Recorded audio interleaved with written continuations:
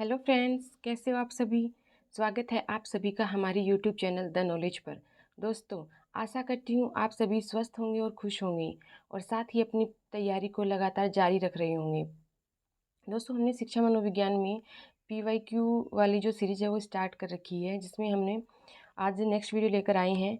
और इसमें इससे पहले की जो वीडियो है वो आप यूट्यूब चैनल द नॉलेज की जो प्लेलिस्ट है उसमें शिक्षा मनोविज्ञान वाले पोर्शन में से देख सकते हैं। PYQ जो होते हैं शिक्षा मनोविज्ञान, ये बहुत इंपॉर्टेंट होते हैं क्योंकि इसमें से क्वेश्चन रिपीट होने के चांसेस ज़्यादा रहते हैं। नए क्वेश्चन कम आते हैं, बाकी रिपीट होने के चांसेस ज़्यादा रहते हैं। फैक्चुअल जो होते हैं वो हमें याद रखने होते हैं। तो चलिए आइए स्टार्ट करते हैं। आज का पहला क्वेश्चन, एक शिक्षक को और ये क्वेश्चन जो है वो फर्स्ट ग्रेड 2014 में पूछा गया है।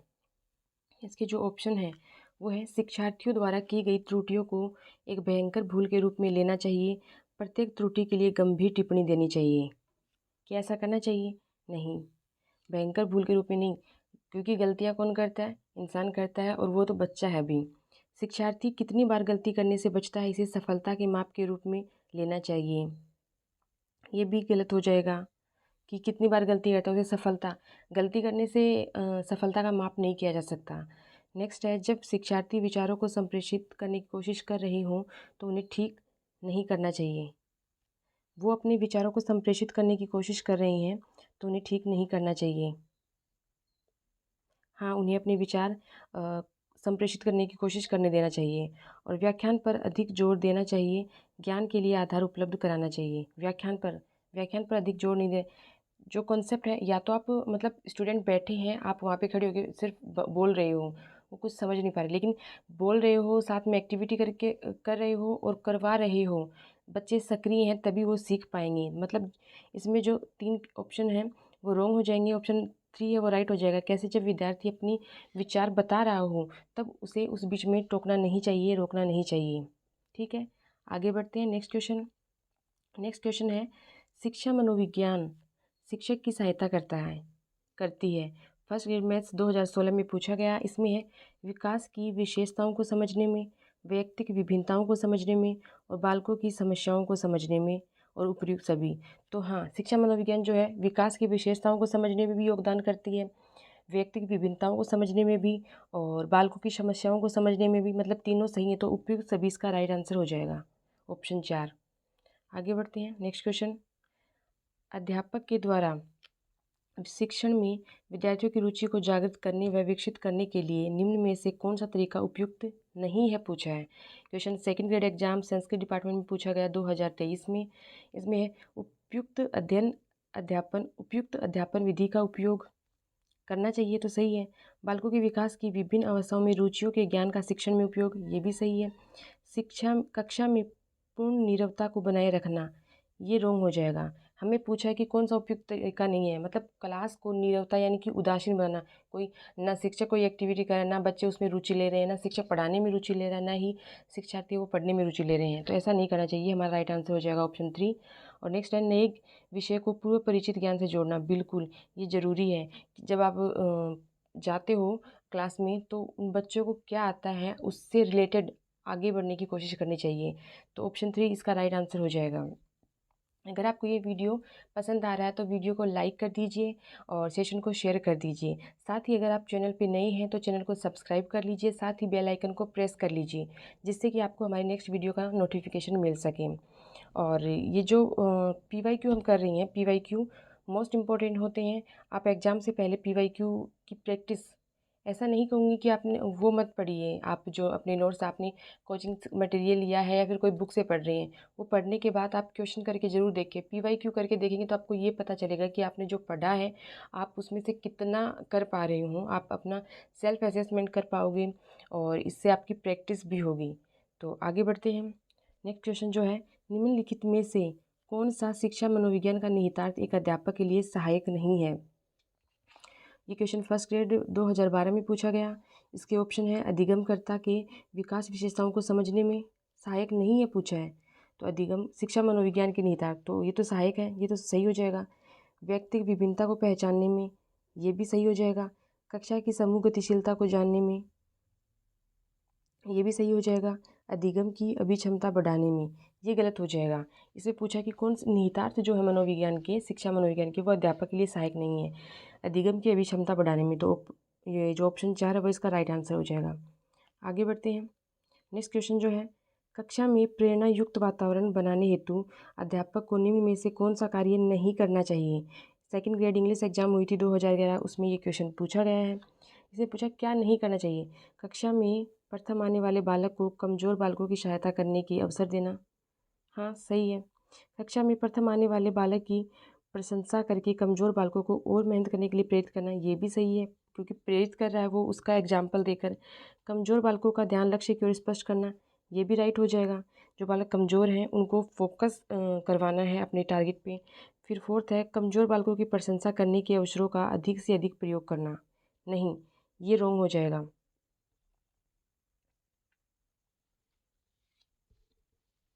लेकिन कमज़ोर बालक की प्रशंसा करना, ये उपयोग करना, ये तो सही होगा। जब आप एक कमज़ोर बालक है, अगर आप उसको नीचा दिखाएंगे तो वो शर्मिंदगी फील करेगा, तो वो आगे अधिगम करने में इतना एबल नहीं होगा। कमज़ोर बालक की जब आप प्रशंसा करते हो तो अधिक से अधिक प्रयोग करेगा, अधिक से अधिक प्रयोग करना है। कमज़ोर बालकों का ध्यान लक्ष्य की ओर बढ़ाना, ये भी सही है, हमें पूछा नहीं है। कक्षा में प्रथम आने वाले बालक की प्रशंसा करके कमज़ोर बालकों को और में, अच्छा, इसमें ये है कि जो प्रथम आया बालक, उसकी प्रशंसा करके उन बालकों को प्रेरित करना, ये गलत हो जाएगा। तो ऑप्शन 2 इसका राइट आंसर हो जाएगा कि जो कक्षा में प्रथम आया है उसकी आप प्रशंसा कर रहे हो, उससे बालकों को मोटिवेट नहीं, उससे वो डीमोटिवेट होंगे बच्चे कि सर इसकी प्रशंसा कर रहे हैं सर या मैडम है वो। आगे बढ़ते हैं। नेक्स्ट क्वेश्चन, शिक्षण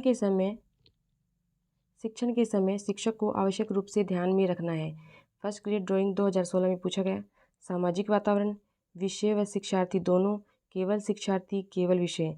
तो शिक्षण के समय शिक्षक को क्या ध्यान रखना है, विषय का और शिक्षार्थी दोनों का। ऑप्शन 2 इसका राइट आंसर हो जाएगा। आगे बढ़ते हैं। नेक्स्ट क्वेश्चन, निम्नलिखित में से कौन सा कथन शिक्षा मनोविज्ञान के महत्व के संदर्भ में सही नहीं है। सही नहीं है पूछा है, तो सेकंड ग्रेड एग्जाम 2023 में पूछा गया है। यह शिक्षकों में शैक्षिक समस्याओं को दूर करने के प्रति मनोवृत्ति उत्पन्न करता है। ये तो राइट है। जो सही नहीं है वो बताना है हमें। यह अध्यापकों की विद्यार्थियों के व्यवहारों में समुचित परिवर्तन लाने में मदद करता है, ये भी सही हो जाएगा। यह विद्यार्थियों की कमजोरियों एवं असफलताओं को नज़रअंदाज करने के लिए प्रेरित करता है, ये गलत हो जाएगा, क्योंकि विद्यार्थी की जो कमजोरी है, असफलता है, उसको नज़रअंदाज नहीं करना है, उस पर ध्यान करके उसमें सुधार करना होता है। तो ये रॉन्ग हो जाएगा। क्वेश्चन का आंसर ये हो जाएगा ऑप्शन 3। नेक्स्ट है, यह शिक्षकों को स्वयं को समझने में सहायता करता है, मदद करता है, ये सही हो जाएगा। आगे बढ़ते हैं।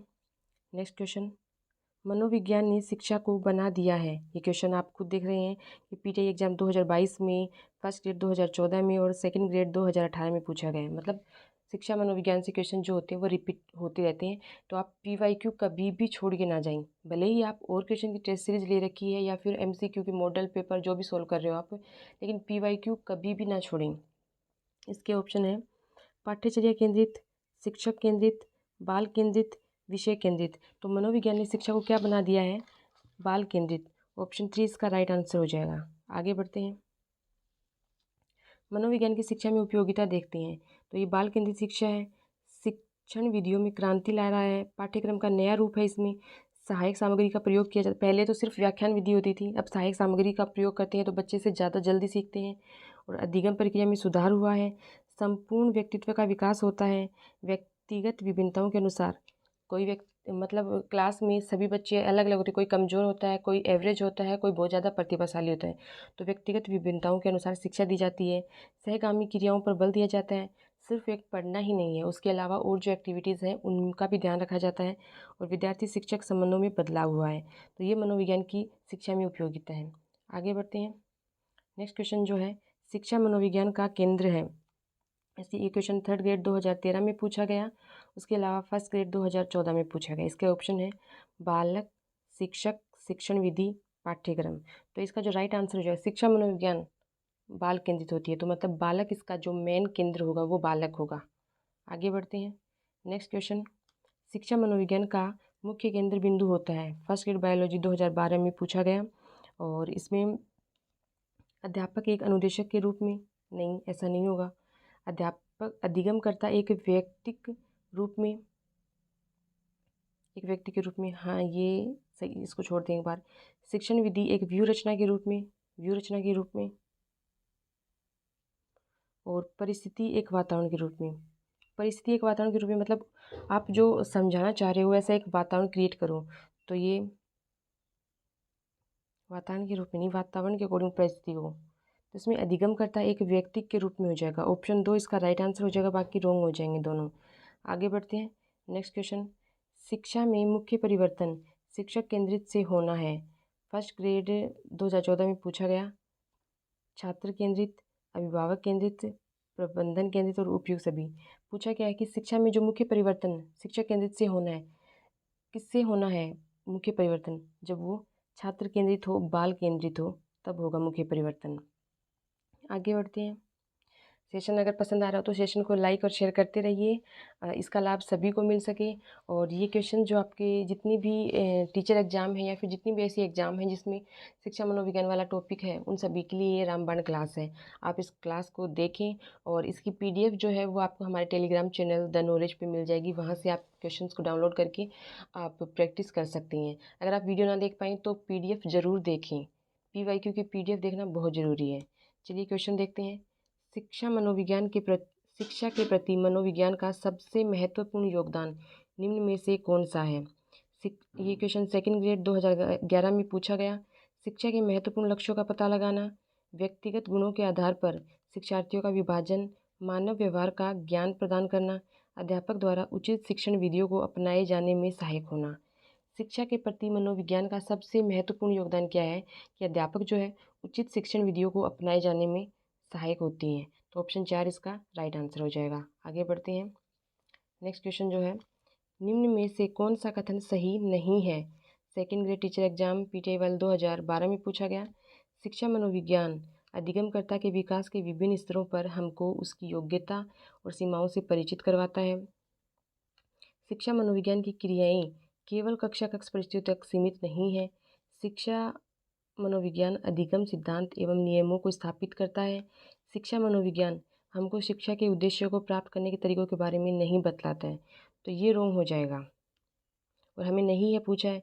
क्योंकि फर्स्ट देखिए, शिक्षा मनोविज्ञान जो है वो अधिगमकर्ता के विकास के जो अलग अलग स्तर हैं उसे हमको उसकी योग्यता और सीमाओं से परिचित करवाता है कि बच्चा इस क्षेत्र में अच्छा है, इसमें थोड़ा वीक है, तो हम उस पर ध्यान, जहाँ पे वो वीक है वहाँ पे उसका इम्प्रूवमेंट करवाएंगे और जहाँ पे वो स्ट्रॉन्ग है उसको और स्ट्रॉन्ग बनाएंगे। फिर है शिक्षा मनोविज्ञान की क्रियाएं केवल कक्षा कक्ष नहीं, सिर्फ कक्षा कक्ष तक सीमित नहीं होती हैं, तो ये भी सही है। शिक्षा मनोविज्ञान अधिगम सिद्धांत और नियमों को स्थापित करता है, बिल्कुल शिक्षा मनोविज्ञान जो है अधिगम के सिद्धांतों और नियमों को स्थापित करता है, तो ऑप्शन 4 इसका राइट आंसर हो जाएगा। आगे बढ़ते हैं। नेक्स्ट क्वेश्चन, प्रशिक्षणार्थियों हेतु शिक्षा मनोविज्ञान का आधारभूत कार्य है। फर्स्ट ग्रेड ज्योग्राफी 2014 में पूछा गया और इसके ऑप्शन है आधारभूत कार्य कक्षा शिक्षण की युक्ति सिखाना, कक्षा शिक्षण की युक्ति सिखाना, शिक्षण के विभिन्न पक्षों के प्रति अंतर्दृष्टि पैदा करना, छात्रों की समस्याओं, व्यवहार, आवश्यकता के प्रति अंतरुज अंतरुज विकसित करना, अंतरुज नहीं, आंतरिक सूझ, वो बोलते हैं ना सूझ, शिक्षण प्रक्रिया के मूल्यांकन के लिए अनुसंधान डिजाइन करना। तो इसमें शिक्षा प्रशिक्षणार्थियों के लिए शिक्षा मनोविज्ञान का आधारभूत कार्य क्या है कि छात्रों की जो समस्याएं हैं, व्यवहार है, आवश्यकता, उनके प्रति अंतरुज मतलब अपने आप में रुझान, अपने आप से अंदर से रुझान, ऐसा नहीं बाहरी, वो बोलते हैं ना बाहरी मोटिवेशन नहीं, अंदर से इंटरनल इंटरनल उसका जो इंटरेस्ट होगा वो विकसित करना। ऑप्शन 3 इसका राइट आंसर हो जाएगा। आगे बढ़ते हैं। नेक्स्ट क्वेश्चन है, निम्न में से कौन सा शिक्षा मनोविज्ञान का कार्य नहीं है? नहीं है पूछा है। ये क्वेश्चन फर्स्ट ग्रेड बायोलॉजी 2020 में पूछा गया है और इसका जो ऑप्शन है वो देखिए, अधिगमकर्ता को जानना है, ये तो शिक्षा मनोविज्ञान का कार्य। विषय वस्तु का चयन एवं संगठन करना, ये भी है। सीखने की प्रविधियों के लिए सलाह देना, ये भी होगा।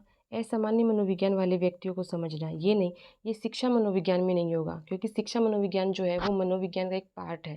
तो असामान्य मनोविज्ञान को वाले व्यक्तियों को समझना ये शिक्षा मनोविज्ञान का कार्य नहीं है। Right answer option 4। आगे बढ़ते हैं। नेक्स्ट क्वेश्चन, शिक्षण अधिगम में मनोविज्ञान के महत्व के संबंध में निम्नलिखित में से कौन से कथन सही हैं? फर्स्ट ग्रेड 2016 में पूछा गया। ये कथन दे रखे हैं कि शिक्षार्थी को जानने में सहायक होता है। शिक्षण अधिगम में मनोविज्ञान बिल्कुल होता है। शिक्षक को स्वयं को जानने में सहायक है, ये भी बिल्कुल होता है। प्रभावी अधिगम प्रक्रिया में सहायक, हाँ सही कथन है। शिक्षक की व्यावसायिक वृद्धि में सहायक, शिक्षक की व्यावसायिक वृद्धि में सहायक, ये भी होता है। तो इसका जो राइट आंसर हो जाएगा, इसमें चार हो जाएंगे, 1 2 3 4, ऑप्शन 4 इसका राइट आंसर हो जाएगा।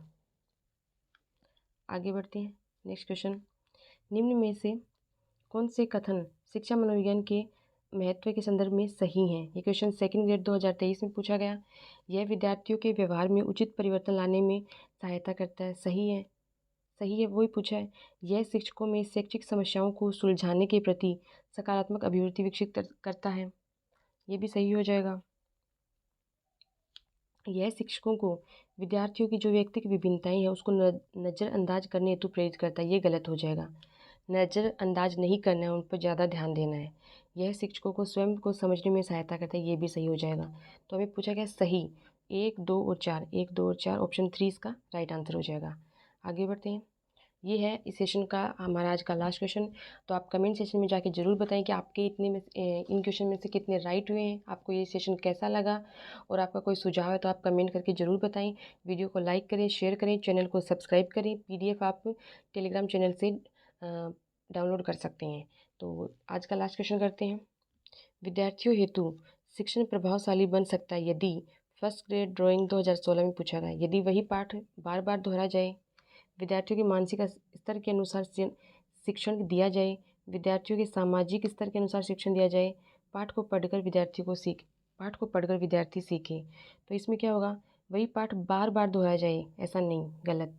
विद्यार्थी का जो मानसिक स्तर है, उसका जो मानसिक लेवल है, जैसे कि उसको इतना आता है, उसके बाद उस लेवल से आप जब पढ़ाएंगे तो वो सबसे प्रभावशाली होगा। तो ऑप्शन 2 इसका राइट आंसर हो जाएगा। विद्यार्थियों के सामाजिक स्तर नहीं, सामाजिक स्तर देख के नहीं शिक्षण देना चाहिए, और पाठ को पढ़कर विद्यार्थी सीखें। वो खुद से अपने आप अपनी तरह से उसका अर्थ निकालेंगे तो खुद से वो नहीं कर पाएंगे, तो ये भी रॉन्ग हो जाएगा।